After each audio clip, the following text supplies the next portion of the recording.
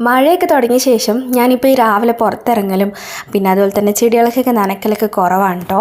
പക്ഷേ ഇപ്പോൾ വെയിലൊക്കെ തുടങ്ങിയിട്ട് ഇപ്പോൾ ഒരാഴ്ച ആയതുകൊണ്ട് തന്നെ നനക്കാനായിട്ട് നമ്മുടെ റംബൂട്ടാനും മാവും മുളകിൻ്റെ തൈയൊക്കെ നന്നായിട്ട് ഉണങ്ങിയിട്ടുണ്ടായിരുന്നു.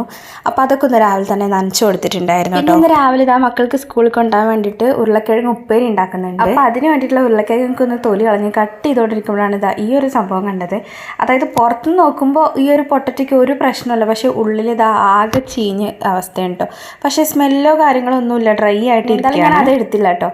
പിന്നെ ഉരുളക്കിഴങ്ങൊക്കെ അരിഞ്ഞ് ഉപ്പ് മാത്രം ഇട്ടിട്ട് അടുപ്പത്ത് തന്നെ വേവിക്കാൻ വേണ്ടി വെച്ചു.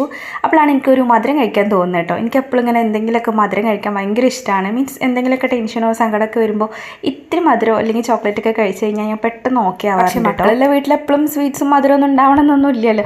അപ്പോൾ അതുകൊണ്ട് ഞാൻ കുറച്ച് പഴുത്ത ചക്ക ഇട്ടപ്പോൾ ഞാനൊന്ന് ചക്ക വരട്ടി വെച്ചിട്ടുണ്ടായിരുന്നു, ശർക്കരയും ഏലക്കപ്പൊടിയും നെയ്യൊക്കെ ഇട്ടിട്ട്. അപ്പോൾ നമുക്ക് കഴിക്കാൻ തോന്നുമ്പോൾ, മീൻസ് ചക്ക കഴിക്കാൻ തോന്നുമ്പോഴും ഒരു മധുരമൊക്കെ കഴിക്കണം തോന്നുമ്പോൾ അന്ന് 2 സ്പൂണൊക്കെ കഴിച്ചാൽ മതി. അങ്ങനെ അതൊക്കെ കഴിച്ച് 2 മിനിറ്റ് ഇരുന്നപ്പോഴത്തേക്കും ഇതാ ദോശ ഉണ്ടാക്കാമെന്ന് വിചാരിച്ചു. അപ്പോൾ ഇന്നലെ അരിയൊക്കെ അരച്ച് സെറ്റ് ചെയ്ത് വെച്ചിട്ടുണ്ടായിരുന്നു കേട്ടോ.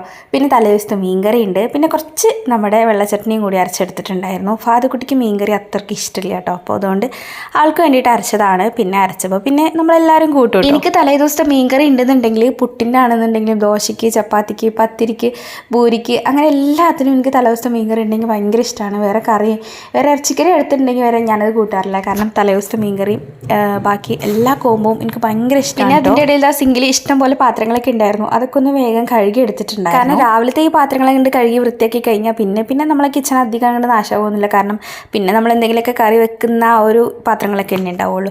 അപ്പോൾ രാവിലെ തന്നെ കിച്ചൺ ഒന്ന് ക്ലീൻ ആക്കി. അധികം നല്ല വിശപ്പുണ്ടായിരുന്നു. 8:20 ആയിട്ടുള്ളൂ. മക്കൾ വരെ ഇനി ഒരു 10-15 മിനിറ്റ് ഉണ്ട്. ഞാൻ വേഗം ബ്രേക്ക്ഫാസ്റ്റ് കഴിച്ചിട്ടുണ്ടായിരുന്നു. മക്കളെയൊക്കെ തിരിച്ച് കൊണ്ടാക്കി വന്ന ശേഷമാണ് ഇതാ ഈ ഒരു കാഴ്ച കണ്ടത്. നമ്മുടെ മതിലിതാ മയിൽ കയറി നിൽക്കുന്നുണ്ടായിരുന്നു കേട്ടോ.